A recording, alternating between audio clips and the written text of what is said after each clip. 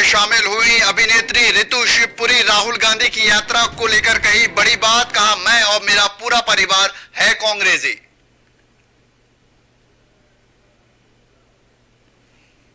उन्नाव में फिल्मी स्टाइल में असला दिखाकर फोन पर दी युवक को गालियां, सोशल मीडिया पर वीडियो वायरल, पुलिस कर रही है तलाश।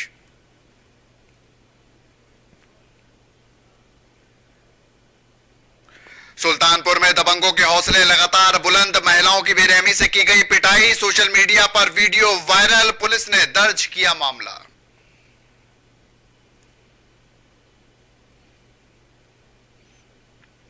उत्तर प्रदेश में ठंड और शीतलहर ने मचाया है कोहराम, कई जिलों में रेड अलर्ट जारी, फिरोजाबाद में एक शख्स की ठंड से हुई है मौत।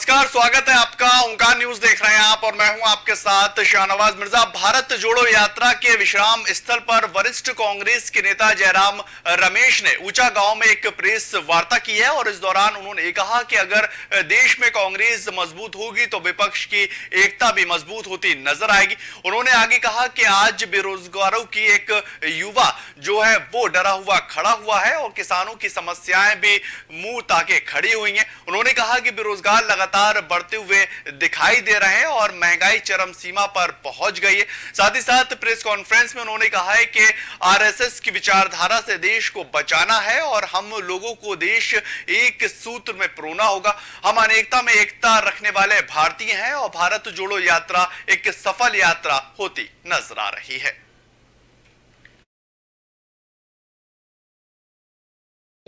और चलते भी हैं राहुल जी के साथ। कई लोग और लोगों ने समर्थन दिया है जो चल नहीं पाए। तो एकता, विपक्ष की एकता, ये भारत जोड़ो यात्रा विपक्ष की एकता के लिए नहीं निकाला गया है, पर विपक्ष की एकता एक नतीजा बन सकता है भारत जोड़ो यात्रा का। अगर कांग्रेस मजबूत होता है, विपक्ष की एकता भी मजबूत होती है। बात उन्नाव की करेंगे। उन्नाव के हसनगंज में मूसेपुर की एक वीडियो इन दोनों काफी ज्यादा वायरल हो रही है और इस वीडियो में साफ देखा जा सकता है कि किस तरह से एक युवक हाथ में तमंचा लिए नशे में धुत वीडियो कॉल कर किसी को गालियां बकता नजर आ रहा है। आप अगर सुनेंगे तो आप सुन तक नहीं पाएंगे और योगी सरकार में, राज्य में पुलिस का अपराधियों के अंदर डर बिल्कुल ही खत्म सा हो रहा है। ये युवक जिस तरह से गालियां बक रहा है उससे लग रहा है कि कितने अपराधी डरे हुए हैं और इस शख्स का नाम जो है वो अभय यादव बताया जा रहा है। हालांकि इस वीडियो के वायरल होने के बाद महकमे में हड़कंप मच गया है और पुलिस जो है आगे की कार्रवाई कर रही है।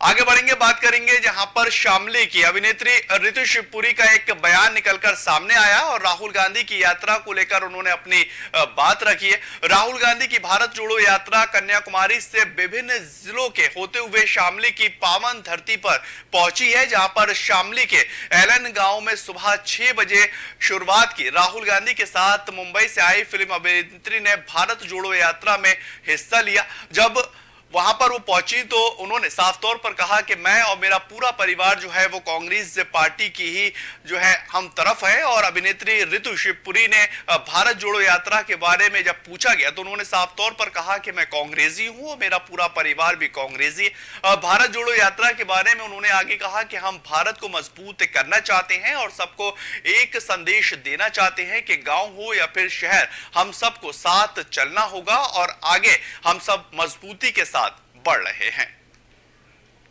आपको बताएं कि रितु शिवपुरी जो हैं वो फिल्मों की दुनिया से आती हैं और भारत जोड़ो यात्रा में वो शामिल हुई हैं। उन्होंने साफ तौर पर कहा कि मैं और मेरा पूरा परिवार जो है वो कांग्रेसी है और हम लोग पहले से ही कांग्रेसी हैं। उन्होंने कहा कि पूरे हिंदुस्तान को एक सूत्र में पिरोना होगा और जिस तरह से जो विचारधारा पनप रही है उसको खत्म करना होगा। भारत जोड़ो यात्रा के सफल होते ही तमाम लोग जो हैं वो लगातार कोशिश कर रहे हैं कि अपने आप को भी उस यात्रा से जोड़ा जाए और रितु रितु शिवपुरी भी उसी कड़ी में आगे बढ़ती हुई नजर आई हैं और उन्होंने साफ तौर पर ये कहा है कि राहुल गांधी और कांग्रेस पार्टी जिस तरह से कार्य करती हुई नजर आ रही है, इससे आगे चलकर जो हिंदुस्तान है वो एक सूत्र में पिरोता हुआ नजर आएगा। और इससे पहले जयराम रमेश ने भी प्रेस कॉन्फ्रेंस कर ये कहा था कि अनेकता में एकता हिंदुस्तान की पहचान है और उन्होंने साफ तौर पर यह कहा था कि आरएसएस की जो विचारधारा है उस विचारधारा से हमको बचाना होगा। भारत जोड़ो यात्रा दरअसल अब उत्तर प्रदेश का रुख कर चुकी है और उत्तर प्रदेश से होते हुए आगे बढ़ती हुई नजर आएगी। कश्मीर से लेकर कन्याकुमारी तक ये पूरी यात्रा जो है वो की जा रही है और राहुल गांधी भारत जोड़ो यात्रा को लेकर काफी ज्यादा तेजी के साथ आगे बढ़ रहे हैं और कई राज्य उन्होंने अब तक पार भी कर लिए। और इसी के संबंध में हिमाचल की जीत से काफी ज्यादा उत्साहित कांग्रेस के कार्यकर्ता नजर आए और उन्होंने साफ तौर पर यह कहा है कि भारत जोड़ो यात्रा का ही ये परिणाम है कि हिमाचल प्रदेश के अंदर कांग्रेस की गवर्नमेंट बन रही है। और आगे उन्होंने ये भी कहा कि आगे चलकर अनेक विधानसभाओं पर जब चुनाव होंगे तो इस यात्रा का खासा असर पड़ता हुआ नजर आएगा। लेकिन बड़ा सवाल यहां पर यह बनता है कि उत्तर प्रदेश के अंदर 80 लोकसभा सीटें आती हैं और भारत जोड़ो यात्रा महज यहां पर 3.5 दिन चली है। इसको लेकर क्या कांग्रेस पार्टी एक सक्रिय और होती नजर आएगी, क्योंकि उत्तर प्रदेश इतना बड़ा सूबा है और वहां पर महज 3-4 दिन अगर भारत जोड़ो यात्रा चल रही है तो क्या कांग्रेस पार्टी का जनाधार उत्तर प्रदेश के अंदर मजबूत होता हुआ नजर आएगा। ये जब लोकसभा के चुनाव होंगे तब जाकर पता लग पाएगा। भारत को मजबूत करना है और साथ जोड़ना है, जो भेदभाव है उसको मिटाना है। इससे अच्छी कोई चीज़ कोई किसी ने आज तक नहीं की मुझे लगता है। मैं राहुल जी के हाथ पे हाथ मिला के उनको मतलब I am so excited to be here. मेरे लिए बहुत बड़ा ऑनर है कि उनके कदम में कदम मिला के हम लोग ये मैसेज हर गांव हर शहर में पहुंचा पाएंगे। जितना हम एकता रखेंगे, जितना हम मिलके रहेंगे, उतना हमारा देश मजबूत होगा, उतनी उन्नति होगी। जहां मजबूती होगी वहां उन्नति होगी। भारत को मजबूत करना है और साथ जोड़ना है, जो भेदभाव है उसको मिटाना है। इससे अच्छी कोई चीज़ कोई किसी ने आज तक नहीं की मुझे लगता है। मैं राहुल जी के हाथ पे हाथ मिला के उनको मतलब I am so excited to be here. मेरे लिए बहुत बड़ा ऑनर है कि उनके कदम में कदम मिला के हम लोग ये मैसेज हर गांव हर शहर में पहुंचा पाएंगे। जितना हम एकता रखेंगे, जितना हम मिलके रहेंगे, उतना हमारा देश मजबूत होगा, उतनी उन्नति होगी। जहां मजबूती होगी वहां उन्नति होगी।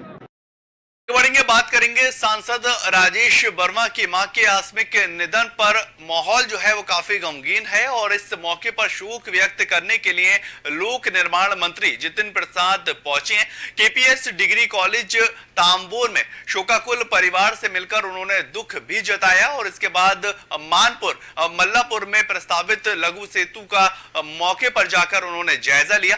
लोक निर्माण विभाग के अधिकारियों से वार्ता कर जल्द से जल्द कार्य संचालित करने की बात कहते हुए नजर आए। यह खबर आपको सीतापुर से बता रहे हैं, जहां पर सांसद राजेश वर्मा की मां का निधन हुआ है और उस निधन में जितिन प्रसाद जो है वो शोक व्यक्त करने के लिए पहुंचे।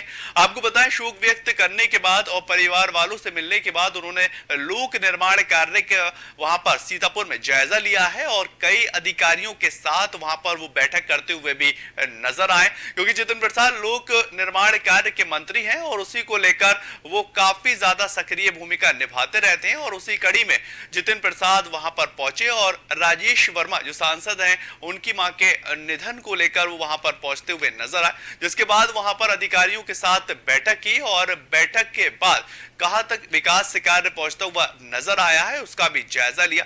आपको बताएं, लघु सेतु के मौके का भी जायजा लिया है, क्योंकि जो लघु सेतु निर्माण चल रहा है उसको लेकर भी लगातार सक्रिय है जितिन प्रसाद और उसी वार्तालाप को लेकर उन्होंने विभागीय बैठक की और विभाग के अधिकारियों के साथ समीक्षा बैठक कर कार्य को जल्द से जल्द संचालित करने की बात कहते हुए नजर आए हैं।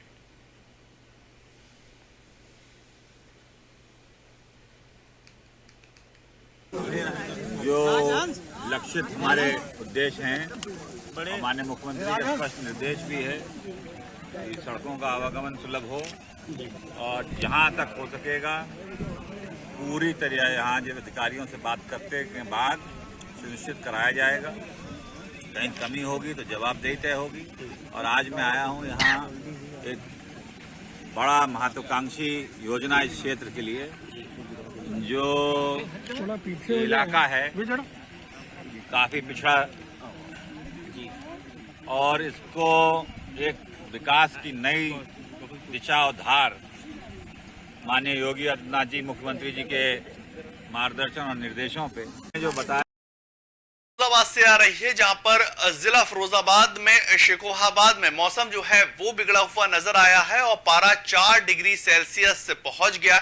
इसी के चलते खुले आसमान के नीचे सोने वाले बेसहारा लोगों को भारी परेशानियों का सामना करना पड़ रहा है और बेसहारा असहाय एक शख्स की ठंड लगने से मौत की खबर भी निकल कर आई। जानकारी होने पर तहसीलदार हर्षवर्धन और एसएचओ हरवेंद्र कुमार मिश्रा मौके पर पहुंचे हैं और शव का पोस्टमार्टम के लिए फिरोजाबाद मेडिकल कॉलेज में भिजवाया गया। खबर फिरोजाबाद से, जहां पर ठंड जो है वो बेपनाह पड़ती हुई नजर आई है और ठंड की वजह से एक बेसहारा की मौत भी हो चुकी है और ठंड से लोगों की हालत बेपनाह खराब हो रही है। आपको बताएं, पूरे उत्तर प्रदेश के अंदर रेड अलर्ट जारी कर दिया गया है। कोहरा और ठंड जो है वो आगे भी कई दिनों तक देखा जा सकता है और इसकी वजह से लोगों की काफी मुश्किलें बढ़ती हुई नजर आ रही हैं। लेकिन प्रशासनिक अधिकारियों का यह स्वयं दायित्व बनता है कि जो भी बेसहारा लोग हैं वो सड़कों पर इस तरह से ना सो पाए और खुले आसमान के नीचे उनको सोने के लिए मजबूर ना करना पड़े।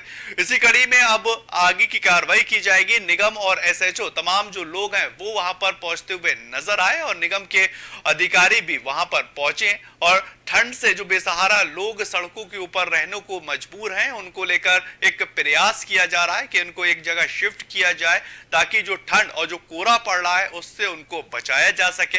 अभी कई दिनों तक इसी तरह से शीतलहर और चल सकती है और उसी को लेकर मौसम विभाग और उत्तर प्रदेश गवर्नमेंट ने भी रेड अलर्ट जारी कर दिया है और जिले के कई अलग अलग स्कूलों में जो बच्चे स्कूल के लिए जाते थे उनकी भी छुट्टियां कर दी गई हैं क्योंकि ठंड जो है वो बहुत ज्यादा पड़ती हुई नजर आ रही है और 2 से 4 डिग्री सेल्सियस जो टेम्परेचर है वो जनवरी के मुकाबले इस बार कम अलग अलग शहरों के अंदर दर्ज किया जा रहा है। तो ठंड का यही हाल है और लगातार लोग ठंड से बचने के लिए अलाव आग जलाते हुए नजर आ रहे हैं और साथ ही साथ गवर्नमेंट प्रशासनिक अधिकारियों ने भी बताया है कि अगर बहुत जरूरी कोई काम हो तो भी घर से बाहर निकला जाए, अन्यथा जो ठंड है वो बहुत ज्यादा पड़ती नजर आ रही है। ये है कि नगर पालिका के योग साहब को तत्काल प्रभाव से जो ठंड में लोग परेशान हो रहे हैं उनके लिए जो पुराने स्थानों पर अलाव चलते थे, तहसील, bus stand, railway station, Baliwal चौराया और जो है नारायण इंटर डिग्री कॉलेज के आसपास जगह के पास और मैनपुरी चौराया, रोड चौराहे पर तत्काल प्रभाव से उन्हें अलाव जलाने चाहिए। अधिकारी महोदय के आदेशानुसार नगर पालिका में जहाँ जहाँ वैन वगैरह बनाए गए हैं वहाँ अलाव जलाए जा रहे हैं। पालिका की आर्थिक स्थिति खराब होने के कारण कर्मचारियों को 7-7 महीने से वेतन 18 महीने का पीएफ तक जमा नहीं हुआ है। नगर पालिका की आर्थिक स्थिति ठीक नहीं है, इसलिए लिमिट स्थानों पर ही अलाव जलाई जा रही है। स्वागत है, आगे बढ़ेंगे, बात करेंगे। आगरा में गुरुवार देर शाम खैरिया एयरपोर्ट के पास अर्जुन नगर गेट पर एक युवक ने सड़क के किनारे खड़ी कार को जो है वो टक्कर मारा है और उसके बाद वो वहां से भागने लगा। हालांकि सुरक्षा कर्मियों ने कार सवार को दौड़ाकर पकड़कर पुलिस के हवाले कर दिया है और पुलिस की पूछताछ में युवक ने बताया है कि वो पंजाब का रहने वाला है, मर्चेंट नेवी में नौकरी किया करता है और थाना शहगंज प्रभारी समरेश सिंह ने बताया कि आरोपी का नाम राम सिंह है और वो नशे में था। उसके खिलाफ वो अयोध्या कुंज निवासी अभिषेक मिश्रा ने तहरीर दी है और थाना क्षेत्र के सराय ख्वाजा चौकी के अर्जुन नगर गेस्ट के पास ये घटना घटित हुई है। हवाई अड्डे की सुरक्षा व्यवस्था चेक करने के उद्देश्य से हमले की सेना पुलिस ने आशंका जताई और सुरक्षा एजेंसी और पुलिस युवक की जांच में जुट गए और LIU ATS भी अलर्ट मोड पर आ चुका है और एयरफोर्स ने राष्ट्रीय विरोधी गतिविधियों में शामिल होने की मंशा जताई है और एयरफोर्स ने भी घटना में हड़कंप मचता हुआ नजर आया। आपको बताएं, आगरा में एक युवक ने कार को टक्कर मारी और इसके बाद सुरक्षा कर्मी वहां मौके पर पहुंचते हुए नजर आए। सुरक्षा कर्मी ने युवक को गिरफ्तार कर लिया और पुलिस के हवाले किया है और युवक जो आरोपी युवक है दरअसल वो पंजाब का रहने वाला बताया जा रहा है और LIU और ATS अब अलर्ट मोड पर आ गया है। यानी कि जो सुरक्षा व्यवस्था है उसके लिहाज से भी LIU और ATS इस पूरी खबर को देखता हुआ नजर आ रहा है।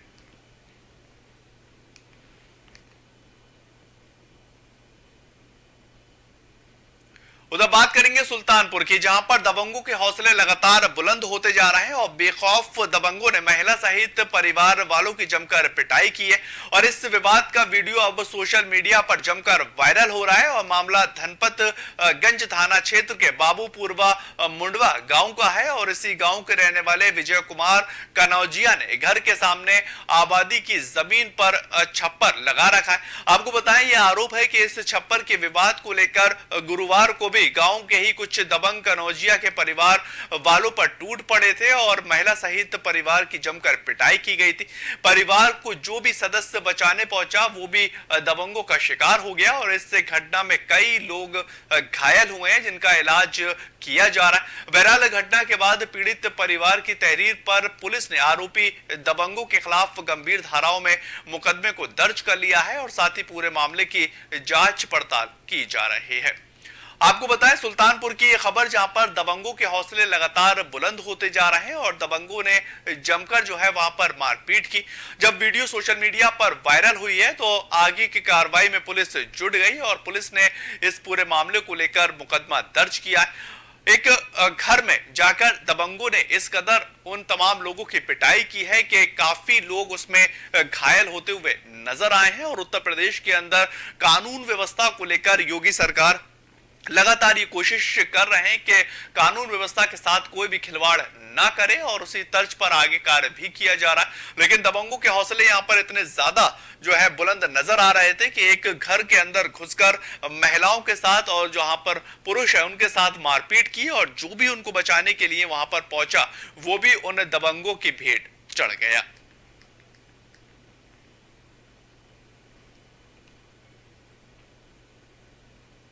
उधर बात मुरादाबाद जिले की करेंगे, जहां पर मुरादाबाद जिले को पुलिस को एक बड़ी कामयाबी हासिल हुई है और महिलाओं के साथ चैन स्नैचिंग की घटनाओं को अंजाम देने वाले के शातिर लुटेरों को मझौला थाना पुलिस ने गिरफ्तार कर लिया। आपको बताएं, पकड़ा गया आरोपी जो है वो काफी शातिर बताया जा रहा है और मोटरसाइकिल से चैन स्नैचिंग की वारदातों को अंजाम दिया करता है। साथ ही मझौला थाना पुलिस ने 2 चैन स्नैचिंग की घटनाओं का खुलासा किया और एसएसपी हेमराज मीना ने चैन स्नैचिंग की घटनाओं का खुलासा करते हुए यह बताया है कि मझौला थाना पुलिस टीम और एसएसयू की संयुक्त टीम ने संभल जनपद के नसाखा थाना क्षेत्र के मोहल्ला हिंदूपुरा खेड़ा निवासी गुफरान उर्फ गुफ्फी पुत्र मोहम्मद इकराम को गिरफ्तार कर लिया। पकड़े गए आरोपियों के पास से एक गले का सेट और एक चैन के साथ साथ एक मोटरसाइकिल और एक अवैध तमंचा बरामद किया गया है। और वहीं पकड़े गए आरोपियों ने पुलिस को आगे बताया है कि बाइक दिल्ली से 4 महीने पहले चोरी की गई थी और इस मोटरसाइकिल से उसने दिल्ली रोड पर एक महिला के गले से हार छीना हुआ था और वहीं पर इन ज्वेलरी को मुरादाबाद में बेचने के लिए जा रहा था और चेकिंग के दौरान पुलिस ने इसको धर दबोचा है।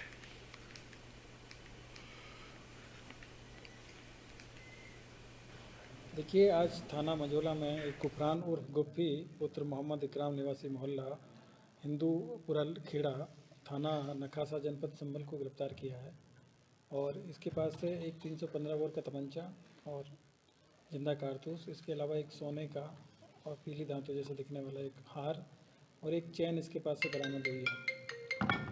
अभी कुछ दिन पहले थाना मझौला क्षेत्र में एक दिन रात्रि में शादी का जो सीजन चल रहा था तो मैरिज गार्डन के सामने से एक महिला से चैन स्नैचिंग की घटना हुई थी और उसके लिए जो हमारी टीम है थाना प्रभारी मझौला और क्षेत्राधिकारी सिविल लाइन इनके नेतृत्व में काम कर रही थी और उसी पर मुखबिर के माध्यम से सूचना मिली थी कि इस व्यक्ति का उस घटना में इन्वॉल्वमेंट हो सकता है और इनके पास जो गाड़ी है R15 R15, तो ये जो गाड़ी है उस दिन भी ये नीले कलर की गाड़ी से ही उस तरह जो सीसीटीवी फुटेज में।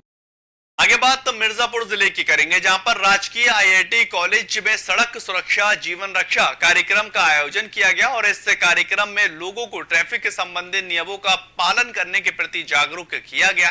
नियमों का पालन करने के लिए सभी को निर्देशित किया गया और इस दौरान मोटरसाइकिल चलाते समय हेलमेट पहनने व सीट बेल्ट लगाने की हिदायत भी दी गई और साथ ही ये भी बताया गया है कि यातायात नियमों का पालन करने की वाहन दुर्घटना में कमी लाई जा सकती है और मोटरसाइकिल या गाड़ी पर निर्धारित संख्या से अधिक सवारी न बैठाएं और निर्धारित गति सीमा पर ही वाहन चलाएं और वाहन चलाते समय मोबाइल फोन को प्रयोग न किया जाए।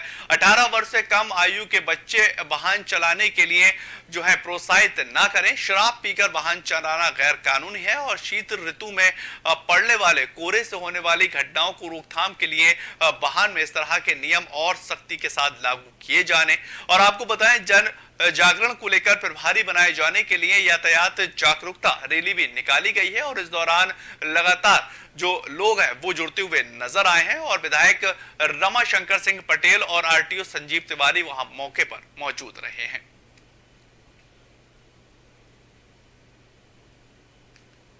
जागरूकता अभियान पर माननीय मुख्यमंत्री जी के निर्देशानुसार 1 महीने तक सड़क सुरक्षा का यह कार्यक्रम चलेगा। लोगों को जागरूक करना है कि सड़क पर हम कैसे चलें, सड़क पर चलें तो हेलमेट लगाएं, अपने बाएं तरफ से चलें, सीट बेल्ट लगाएं।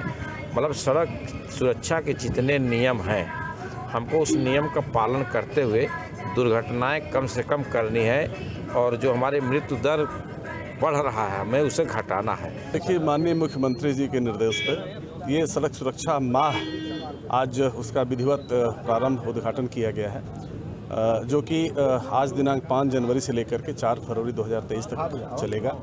इस पूरे महीने में हम लोग जन जन तक स्कूलों के माध्यम से, चौराहों पे ड्राइवरों के माध्यम से उन तक पहुंच करके रोड सड़क सुरक्षा के नियमों का, उनके जो है प्रचार प्रसार का कार्य करेंगे। बात उत्तर प्रदेश के कासगंज की करेंगे। उत्तर प्रदेश के कासगंज जंक्शन पर गुरुवार की शाम एक दिल दहलाने वाला मामला निकलकर सामने आया है और स्टेशन पर खड़ी ट्रेन में बंदर ने एक यात्री की चप्पल छीनकर ट्रेन की छत पर फेंक दिया था, जिससे यात्री की गुहार पर स्टेशन पर मौजूद वेंडर का सहयोग मिला और युवक के छत से चप्पल उतार रहा था। तब भी 25,000 वोल्टेज से तार की चपेट में आकर युवक की दर्दनाक मौत हो गई। इसके बाद परिवार में कोहराम मच गया है और जीआरपी थाना पुलिस ने युवक के शव को कब्जे में लेकर पोस्टमार्टम के लिए भेज दिया। बताया यह जा रहा है कि 24 वर्षीय अशोक अपने ताऊ की वेंडर की स्टॉल पर काम किया करता था और गुरुवार की शाम 5:35 पर कासगंज से फर्रुखाबाद की ओर जाने वाली ट्रेन के इंतजार में कुछ सवारी स्टेशन पर बैठी हुई थी। तभी एक बंदर ने एक यात्री की चप्पल को उठाकर छत पर फेंक दिया। यात्री के कहने पर युवक छत पर चप्पल को उठाने के लिए चला गया और तभी 25,000 वोल्टेज की चपेट में आते ही वो धुंधु कर जलने लगा और उसकी दुखद मौत हो गई। ये खबर कासगंज की, जहां पर ट्रेन की छत पर चढ़े युवक की करंट लगने से मौत हो चुकी है और हाई टेंशन तार की चपेट में आने से इस मजदूर की मौत हुई है। चप्पल उतारने के लिए ट्रेन की छत पर ये युवक चढ़ा हुआ था और उसके बाद 25,000 वोल्टेज की लाइन में आने से इस शख्स की जो है वो मौत हो गई।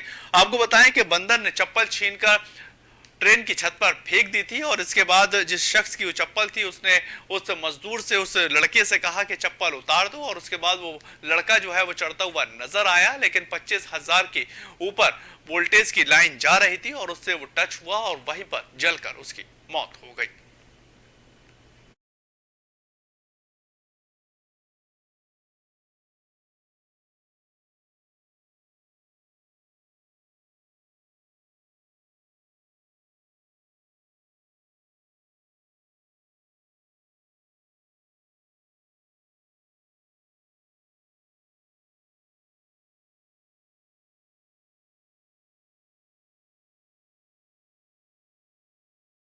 फिलहाल इस बुलेटिन में इतना ही। ताज़ा खबरों के लिए आप लगातार बने रहें ओंकार न्यूज के साथ।